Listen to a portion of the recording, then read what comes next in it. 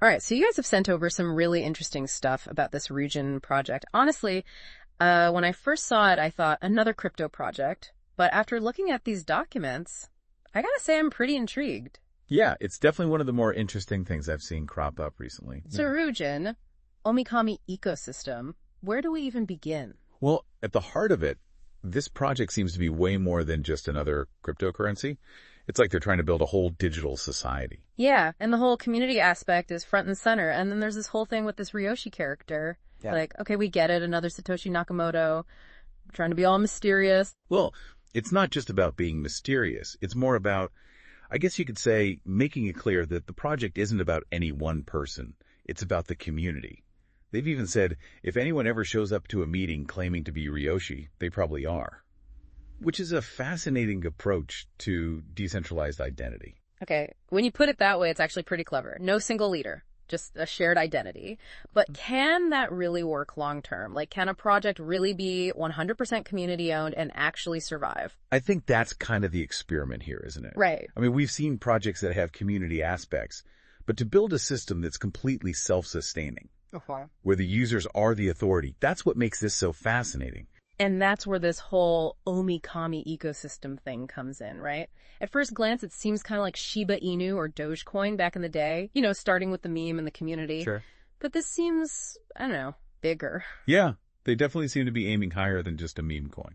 So what is Omikami then? So based on these documents, Omikami isn't just about holding a token. They want to build a whole financial ecosystem. We talking DeFi, NFTs. That's right, DeFi, NFTs. They even mention plans for a metaverse. Oh, It's really the whole package. for those who maybe aren't super familiar with all the crypto lingo, when we say DeFi, we're talking about things like being able to lend out your crypto for interest, trading on these decentralized exchanges, basically taking this whole be your own bank idea to the next level. And it sounds like they're not cutting any corners on the tech either.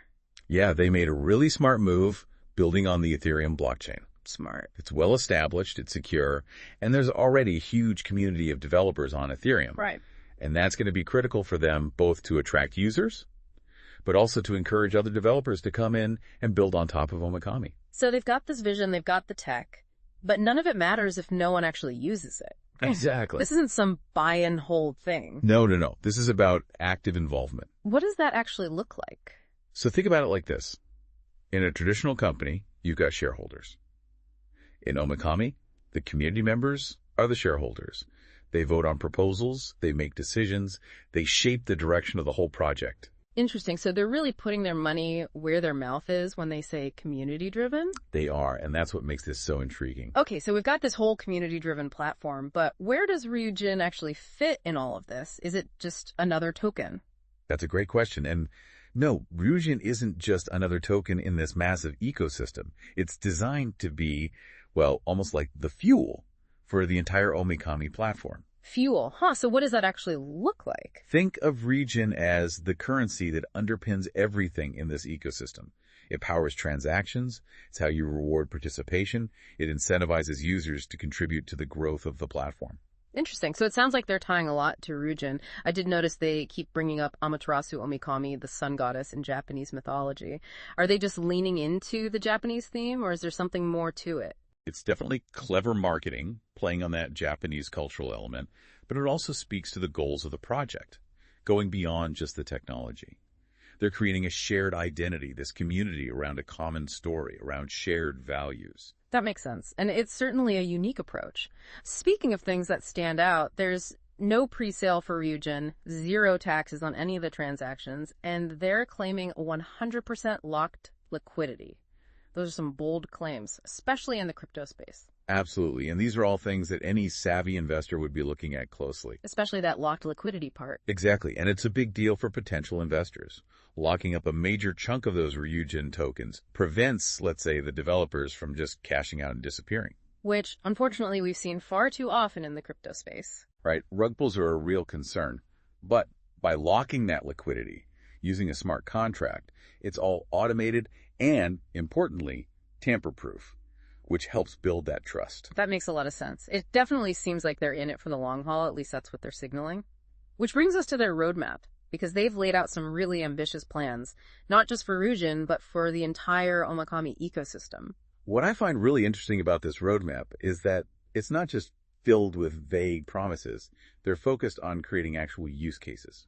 For example, they're talking about building player-to-player or P2P games integrated with Omikami's Japanese mythology. So you could be battling it out with other players in a virtual world all based on Japanese folklore. Exactly. And using RyuJin to buy and sell your in-game assets, upgrades, that kind of thing. That's just one example of what they're looking to build. Hold on. Back up for a second, because I thought I saw something about VR integration in this roadmap. You did. It's in there. It's definitely ambitious, but they're talking about incorporating VR tech into this whole Omikami experience. Wow. So we're talking stepping into a metaverse steeped in Japanese mythology, battling it out in those P2P games, all using RyuJin. That's the idea. And if they can pull it off, it could be huge. You're pulling in the gamers, you've got the crypto enthusiasts. It could be a recipe for massive adoption. VR, P2P games, it's a lot. It really is. Yeah. And that's not even all of it. They mentioned a dedicated Omikami wallet, right? Right. And 3D NFTs. Yeah, they're thinking big. I'll admit, the idea of like owning a piece of this mythology in the metaverse as a 3D NFT is kind of cool. It's a really smart strategy they're using, thinking long-term about making this whole thing accessible, especially if they want to attract a wider audience beyond just the crypto diehards. Yeah, because not everyone's comfortable, navigating the ins and outs of a MetaMask wallet or whatever. Exactly. Having their own wallet simplifies things, especially for newcomers. Makes sense. And those 3D NFTs, man, that could be huge for collectors or people into Japanese art and culture. It's smart tying all these different aspects together. But it all gets back to that question, Ryoshi's experiment. Can they actually build something self-sustaining? They're certainly putting it to the test. Because this isn't just about, creating a cool token or whatever. This is about building a whole functioning ecosystem. Right. And that comes with a whole other set of challenges. And it's still crypto, so. Exactly. There's still risks. Volatility, regulation, the whole 9 yards. It's a gamble, just like any other investment in this space. Absolutely. But I think what we've uncovered here is something, different. Definitely. It's pushing the boundaries of decentralization, community ownership. Yeah, no doubt about that. So for you listening, the big question is, does this resonate with you? Yeah, what's your gut feeling? Do you believe in this vision? A community-owned, decentralized future. Because if enough people buy into this vision and actively participate... Who knows? Maybe this is the start of something huge. Right, but if it doesn't grab you, that's an okay too. Yeah, it could just fizzle out like a lot of other projects. It's all up in the air. It all comes down to the community and how they choose to shape this experiment. That's a good note to end on, I think. I think so too. This project is a great example of why we do these deep dives. It's about looking beyond the hype and asking the tough questions. Thanks for taking this deep dive with us. Until next time.